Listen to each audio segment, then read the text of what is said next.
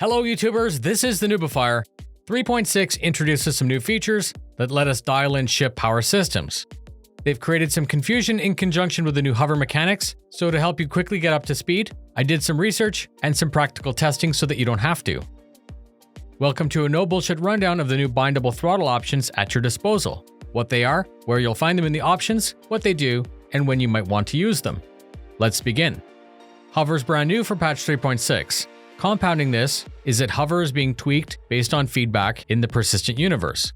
I fly using double joysticks, which gives me some proportional control, but I would say that the majority of the community is actually playing on keyboard and mouse.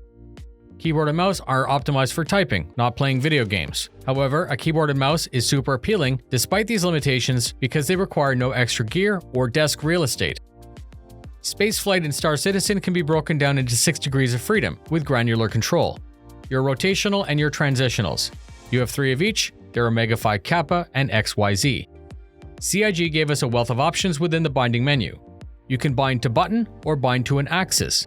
For example, there's a binding button for strafe up and one for down, but there's also an axis binding called strafe up-down. I have up-down mapped to my twist axis on my right hand, but because I like extra options, I also have up and down individually mapped to my thumb switch. So the new systems become important because of this. Because most keyboards are either on-off, players actually have to tap thrusters to get the desired flight. In most games that doesn't matter, however Star Citizen has stealth and trackable signatures. Rather than blasting 100% of your thruster for a short burst, thus lighting up all over the spectrum, you may wish to apply just a little bit of thrust, let's say 5% for a longer duration and stay quiet. That's easy to achieve with joystick, but as I said, because keyboard is momentary, not so much. So this becomes a huge disadvantage as stealth becomes more and more important. So CIG has added acceleration limit. This regulates the output of the thrusters. If it's set to 10%, pushing and holding the key down will produce only 10% of maximum, which would be the same effect as if I moved my joystick 10% up the axis. This can be used, as I said, for stealth, it can be used to help with very precise maneuvers like landing, or it can be used to limit your flight speed to fly in formation. And it's fantastic news for keyboard and mouse pilots because they now have the same benefits as joystick. There are some pitfalls that you need to be aware of. If your ship needs 40% of its power just to maintain hover, reducing the slider below 40% will cause the ship to fall. If you have it set to 50% and you need to brake or slow down, your ship is going to behave much more sluggish than before, and it may actually crash. Because of this, I would always suggest that you use it for the purpose and then return it to 100%.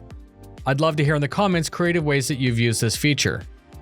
I'm going to quickly cover the speed limit slider, which is to the left of the HUD, and it was added for 3.5. Gone is cruise, precision, and SCM. We have one slider and an indicator. If your speed is below SCM threshold, your ship is going to behave better because you're operating below the SCM velocity. Extending beyond will give you more speed, however, because the inertia is higher than the thrusters can react to, your drift will be more pronounced and it'll take longer for you to make course corrections. Afterburner won't make you go faster than the limit, but you'll accelerate quicker at the cost of fuel and heat. Use all of these systems together during combat or just getting from point A to point B. So, in conclusion, CIG has given us a wide range of bindable options that are somewhat buried in a large menu. I'm going to continue to explore new or obscure bindings to keep you up to date. These new ones really help bridge the gap between mouse and keyboard and joystick. Please post your experience, tricks, or thoughts in the comments. Thank you very much for spending your time with me. Please share, fly safe, and I'll see you in the verse.